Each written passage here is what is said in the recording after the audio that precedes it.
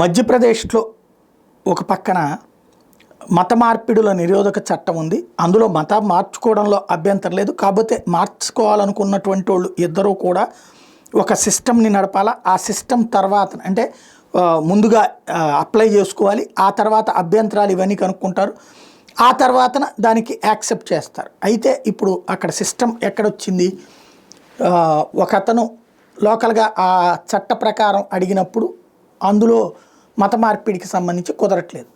అమ్మాయిని పట్టుకుని కోర్టుకు తీసుకెళ్ళిపోయాడు. ఏది ముందే ఇప్పుడు నువ్వు హిందూ అమ్మాయిని ఒక ముస్లిం అబ్బాయి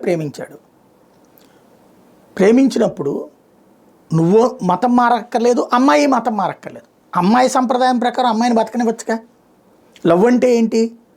వేరువేరు సంప్రదాయాలు ఇద్దరు ఒప్పుకున్నట్టే కదా. మరి అమ్మాయిని మతం మార్చడం ఎందుకు? పోనీ అదే కావాలనుకున్నప్పుడు ఈ అబ్బాయి మార్చగటికి జరుగుతున్న తేడా అదే. అక్కడే అసలు గొడవ రైజ్ అవుతుంది. అమ్మాయికి బురకా వేసి కోర్టుకు తీసుకెళ్ళారు.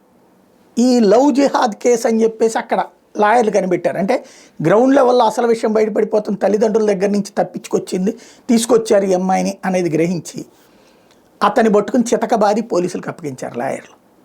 ఇది ఇప్పుడు పెద్ద ఎత్తున వైరల్ అవుతున్నటువంటి అంశం.